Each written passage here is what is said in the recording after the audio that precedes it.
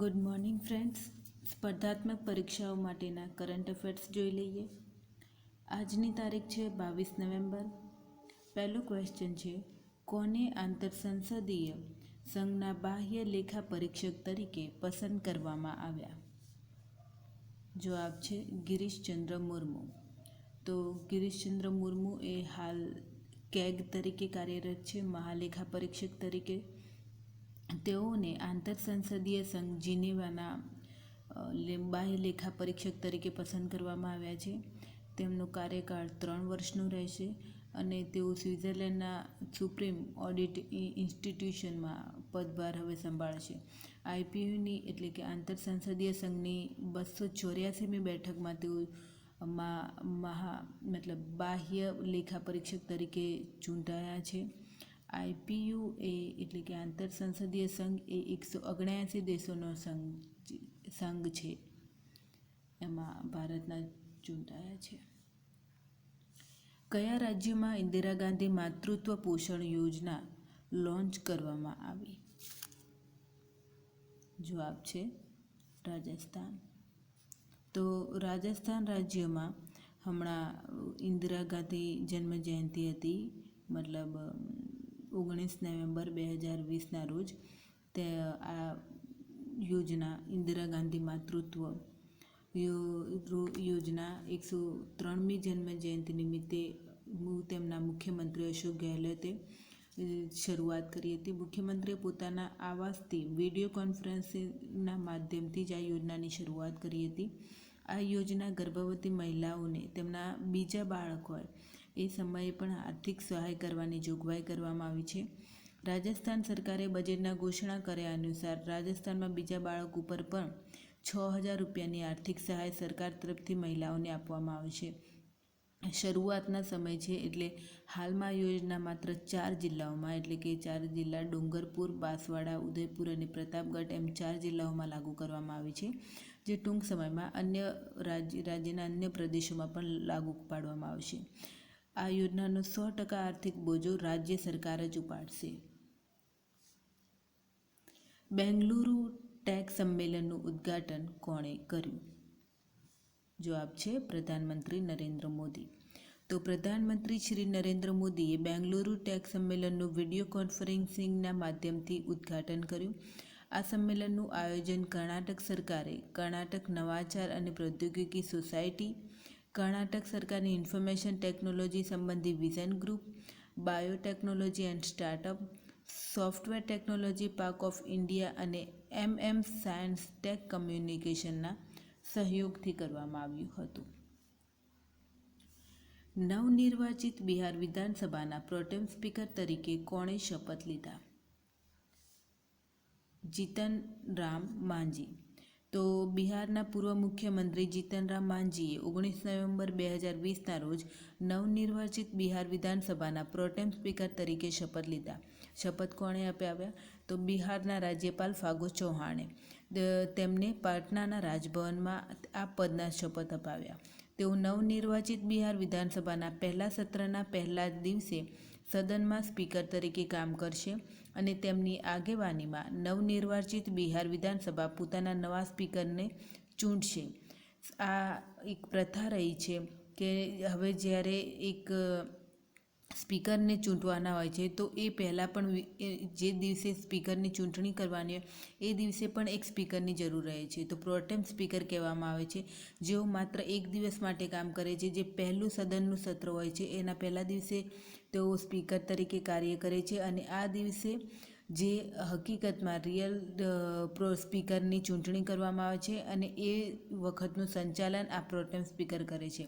Pro tem speaker સામાન્ય રીતે જે તે સત્તારૂઢ દળ હોય એનો જ સદસ્ય હોય છે અને બીજું એક એવું હોય છે કે જે વરિષ્ઠ હોય છે એમને બનાવવામાં આવે છે. ભારતના સર્વોચ્ચ ન્યાયાલયે હમણાં કયા મામલે કેન્દ્ર સરકાર માટે સંબંધિત રાજ્યની સહમતિને અનિવાર્ય કરી દીધી છે? જવાબ છે સીબીઆઈ ક્ષેત્રાધિકાર. તો justice BR Gavai and AM ખાનવિલકરના પીઠ દ્વારા સીબીઆઈના મામલે નિયંત્રિત કરનાર દિલ્હી વિશેષ પ્રતિષ્ઠાન અધિનિયમની કલમ 5 અને 6નો ઉલ્લેખ કરીને જણાવ્યું કે જણાવ્યું છે કે આ જોઈ શકાય છે કે ભલે કલમ 5 અને 6માં કેન્દ્ર સરકારને સંઘ શાસિત પ્રદેશોના ઉપરાંત કોઈપણ રાજ્યમાં DSPE એટલે કે આજ દિલ્હી વિશેષ પ્રતિષ્ઠાન અધિનિયમ સદસ્યોની શક્તિઓ અને અધિકાર ક્ષેત્રનો વિસ્તાર કરવાની અનુમતિ હોય, પરંતુ જ્યાં સુધી સંબંધિત રાજ્ય DSPE અધિનિયમના કલમ 6 હેઠળ પોતાના રાજ્ય અંતર્ગત આ પ્રકારના વિસ્તાર માટે પોતાની અનુમતિ નથી આપતું, ત્યાં સુધી કેન્દ્ર સરકારને આ અનુમતિ આપી શકાય નહીં. એટલે કે જ્યાં સુધી CBIને કોઈપણ રાજ્યમાં કરવાનો અધિકાર હોવા છતાં જે તે રાજ્યની સહમતિ લેવી જરૂરી છે. આપણે જાણીએ છીએ કે હમણાં જ સુશાંત સિંહ રાજપૂતના કેસ વખતે CBIને જે મંજૂરી આપવામાં આવી હતી, ત્યારબાદ મહારાષ્ટ્ર સરકારે આ CBIની મંજૂરીને રદ કરી દીધી હતી. આ પહેલાં બી પશ્ચિમ બંગાળમાં પણ એવું કરવામાં આવ્યું હતું કે CBIને જાંચ મતલબ તપાસ કરવાની અને કેસો ઉપર કોઈપણ જાતની પ્રક્રિયા કરવાની મનાઈ કરી દેવામાં આવી હતી. એટલે અત્યારે આ જ બાબતે ફરીથી સર્વોચ્ચ ન્યાયાલયે પણ એક ચુકાદો આપીને રાજ્યોની સહમતિને અનિવાર્ય ગણાવી છે. સરકારને વિવાદથી વિશ્વાસ સ્કીમ હેઠળ કેટલી કર રાશિ મળી? 72,480 કરોડ રૂપિયા. તો કેન્દ્ર સરકારને અત્યાર સુધી 45,855 બાબતોમાં વિવાદથી વિશ્વાસ નામની પ્રત્યક્ષ વિવાદ સમાધાન યોજનાના માધ્યમથી 72,480 કરોડ રૂપિયાના કર રાશિ મળી ચૂકી છે. આ મામલાઓને આયકર વિભાગ દ્વારા માંગવામાં આવેલા કુલ આયકર રાશિના લગભગ 1.30 લાખ કરોડ રૂપિયા છે. આ રાશિ પ્રારંભિક અનિવાર્ય ભુગતાન જ છે, જે કરદારો દ્વારા આપવામાં આવે છે જેમણે વિવાદથી વિશ્વાસ યોજનાનો વિકલ્પ પસંદ કર્યો હતો, કારણ કે છેલ્લું ભુગતાન 31 માર્ચ 2021 સુધી કરવામાં આવી શકે છે. સરકાર દ્વારા કોરોના મહામારીને ધ્યાને રાખીને આની સમયસીમાને લંબાવવામાં આવી હતી અને જે તે કોરોનાના લીધે નાણાંની અછત ઊભી થઈ છે. એન્ડ વિવાદથી વિશ્વાસ સ્કીમ એ છે કે એને કોઈપણ કેસ જ્યારે ગૂંચવડામાં ભરાઈ ગયો હોય તો એના લીધે જેમ જેમ કેસ લાંબુ ખેંચાતો જાય છે તેમ નાણાંનું ભારણ પણ વધતું જાય છે. એટલે સરકારે એવું કહ્યું છે કે તમે મેન જે ભરવાપાત્ર રકમ હોય એ કરી દો. ભલે તમને દંડવાળી રકમ ના ભરો, પરંતુ જે મુદ્દલવાળી રકમ ભરવાની થતી હોય એ ભરી દો, તો તમને હાલના પૂરતી રાહત આપવામાં આવશે. તો આ રકમ મતલબની અમુક કેસ જે ખેંચાઈને લાંબા થતા જતા હોય છે કે એને અત્યારે નિપટાવી દેવાના રૂપે સરકારનું એક આકર્ષિત લોકોને કે કર ભરે એ રીતે સ્કીમ હતી. તો એમાં સરકારને 72,480 કરોડ રૂપિયાનું અત્યાર સુધીમાં મળ્યું છે કર રાશિ. કયા દેશની અદાલતે JUD ચીફ હાફિઝ સઈદને 10 વર્ષની સજા સંભળાવી છે? પાકિસ્તાન, કારણ કે પાકિસ્તાનના જ છે ભાઈ. તો પાકિસ્તાનના આતંકવાદ વિરોધી ન્યાયાલય ATCએ 30 નવેમ્બર 2020ના રોજ JUD ચીફ અને 26 નવેમ્બર મુંબઈ આતંકવાદી હુમલાના માસ્ટર માઇન્ડ હાફિઝ સઈદને આતંકી ફંડિંગ બાબત 2 બાબતોમાં 10 વર્ષના કેદની સજા સંભળાવી છે. પાકિસ્તાને આતંકવાદ વિરોધી ન્યાયાલયને આતંકી કૃત્યો માટે આર્થિક મદદ ઉપલબ્ધ કરાવવાના બાબતોમાં JUD ચીફ હાફિઝ સઈદને આ વર્ષના ફેબ્રુઆરીમાં પણ 11 વર્ષના કેદની સજા સંભળાવી હતી. એન્ડ હાલમાં હાફિઝ સઈદ લાહોરની ઉચ્ચ સુરક્ષાવાળી કોટ લખપત જેલમાં બંધ છે. ભારતને પોતાનું 9મું બોઇંગ P-8I નિગરાની વિમાન કઈ એરોસ્પેસ કંપનીથી મળ્યું? જવાબ છે બોઇંગ. તો 18 નવેમ્બર 2020ના રોજ ભારતીય સેનાને ગોવામાં નૌસૈનિક એરબેઝ પર 9મું બોઇંગ P-8I નિગરાની વિમાન અમેરિકાથી મળ્યું. આ વિમાનથી ભારતની સબમરીન રોધી યુદ્ધ ક્ષમતાઓને ઘણું પ્રોત્સાહન મળવાની આશા છે. આ નિગરાની વિમાન લાંબા અંતરથી સબમરીન રોધી યુદ્ધ, સતહ રોધી યુદ્ધની સાથે સાથે છુપાયેલા ખુફિયા મિશન માટે પણ ખાસ પ્રકારે બનાવવામાં આવી છે. ભારતીય સેનાએ વર્ષ 2017માં ડોકલામ યુદ્ધ દરમિયાન પણ આનો ઉપયોગ કર્યો હતો. આ નવા P-8I વિમાનની દુશ્મન દેશો વિશેની ખુફિયા જાણકારી મેળવવા માટે અનેક તકનીકો અને હથિયારો પણ એમાં જોડવામાં આવ્યા છે, એટલે બેટર છે. કયા રાજ્ય કેન્દ્રશાસિત પ્રદેશ સરકાર દ્વારા માસ્ક નહીં પહેરવા માટે 2000 રૂપિયાનો દંડ લગાવવાની ઘોષણા કરવામાં આવી? દિલ્હી. તો દિલ્હી રાજ્ય સરકાર દ્વારા કોરોના વાયરસ મામલા અચાનક તીવ્ર ગતિથી વધી જવાને કારણે માસ્ક નહીં પહેરવા બાબતે 500 રૂપિયાથી વધારીને દંડની રકમ 2000 કરી દેવામાં આવી છે. દિલ્હી અને રાષ્ટ્રીય રાજધાની ક્ષેત્રમાં કોરોના વાયરસને રોકવા માટે 2000 રૂપિયાનો ઉપાય દંડ કરી દેવામાં આવ્યો છે કે લોકો સૌથી સારો ઉપાય એ છે કે પ્રોબ્લેમ આવે એ પહેલાં તેનું નિરાકરણ આવે કે પ્રોબ્લેમ થાય જ નહીં. એના માટે એ છે જરૂરી છે કે કોરોના માટે કે માસ્ક પહેરી રાખીએ અને સુરક્ષા સાચવીએ. તો ઘણા લોકો માસ્ક પહેરતા નથી, લાપરવાહી રાખે છે.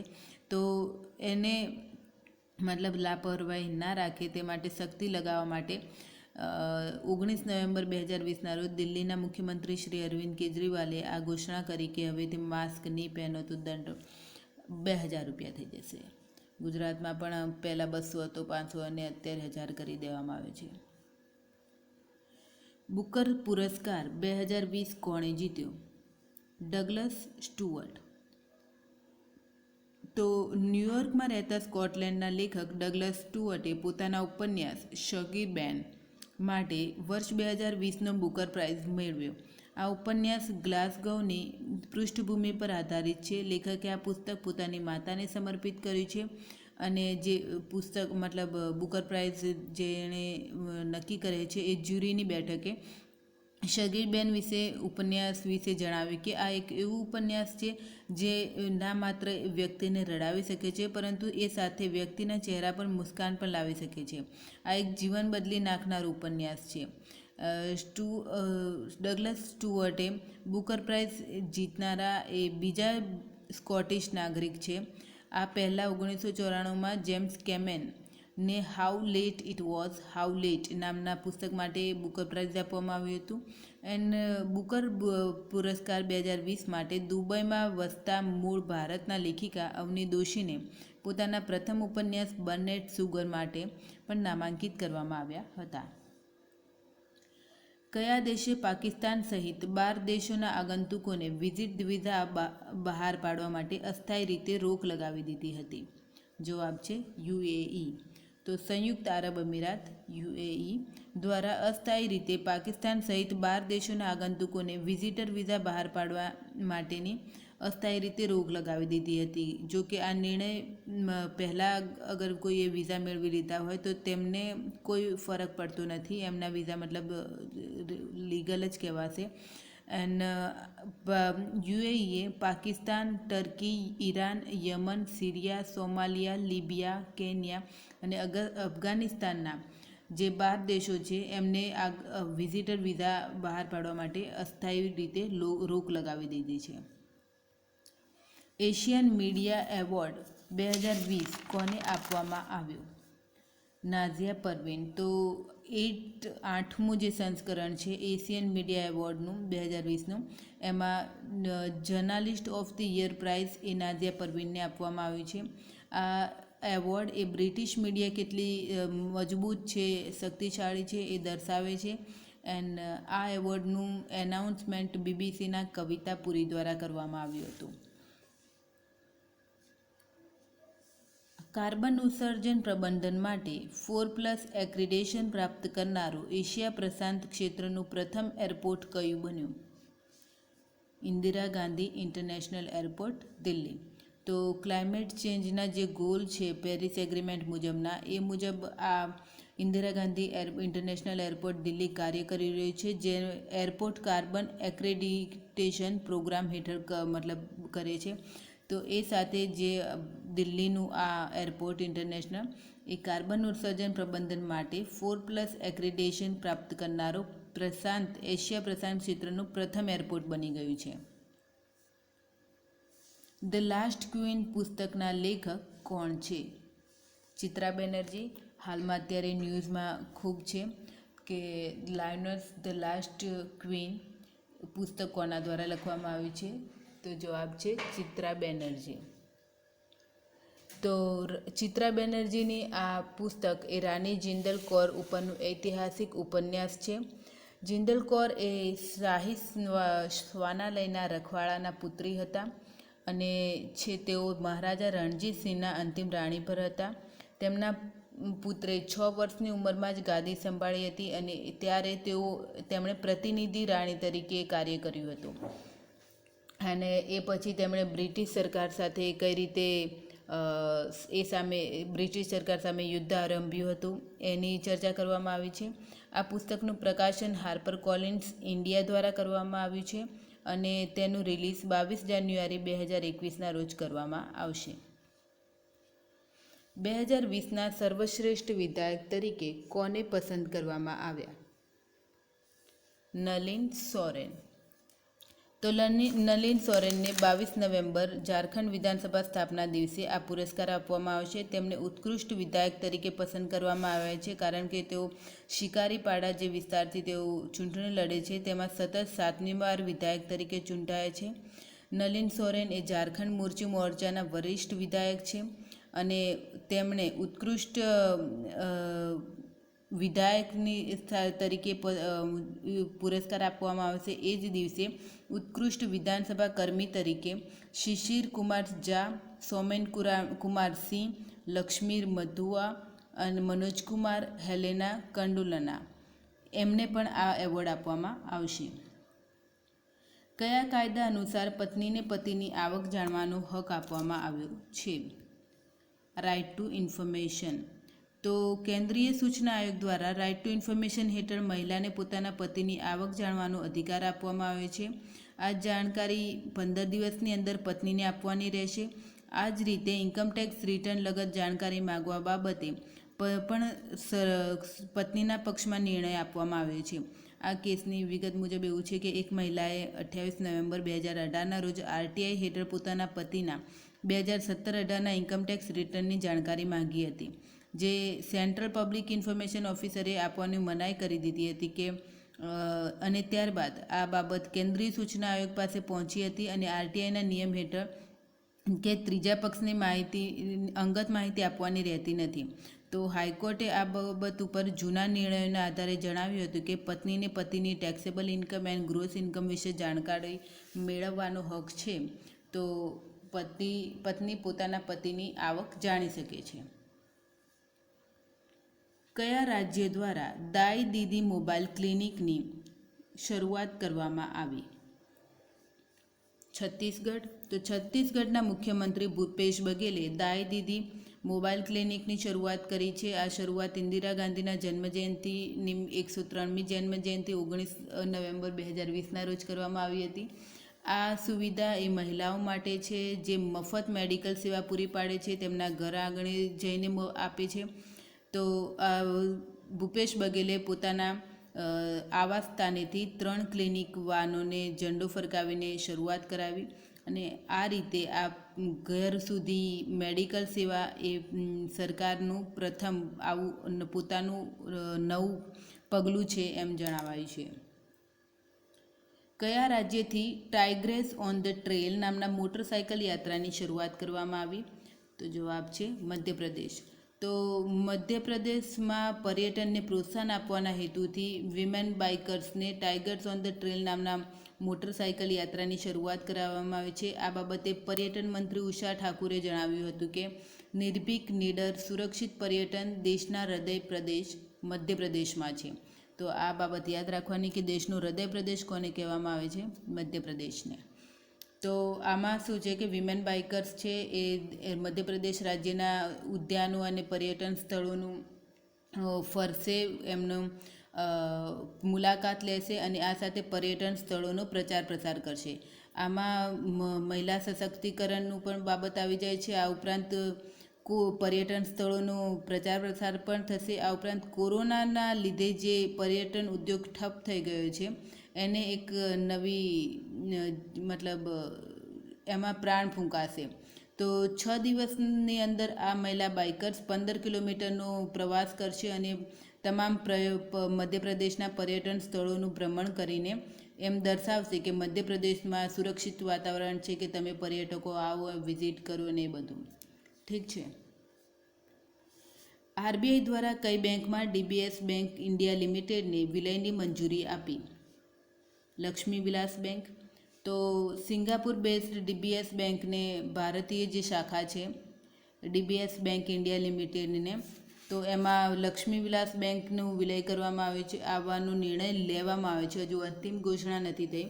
એની હજુ આવતા અઠવાડિયે મતલબ 20 નવેમ્બરે કરવાના હતા, પરંતુ થઈ નહીં, તો હવે આવતા અઠવાડિયે કરવામાં આવશે. પરંતુ આ જે ન્યૂઝ આવ્યાના જાહેરાત કરવામાં આવી આરબીઆઈ દ્વારા, એ પછી એમના શેર માર્કેટમાં 40% પડતી થઈ ગઈ છે. મતલબ ભાવ 16 રૂપિયાથી 10 રૂપિયા થઈ ગયો છે. પંચકુલામાં જીએસટી ભવનનું ઉદ્ઘાટન કોણે કર્યું? જવાબ છે એમ અજીત કુમાર. એમ અજીત કુમાર કોણ છે? તો central board of indirect taxes and કસ્ટમ્સના અધ્યક્ષ છે એમ અજીત કુમાર.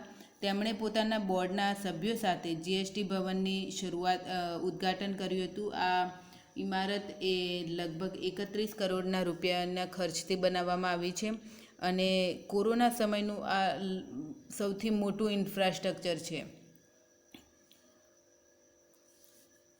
આગળનો પ્રશ્ન જોઈએ.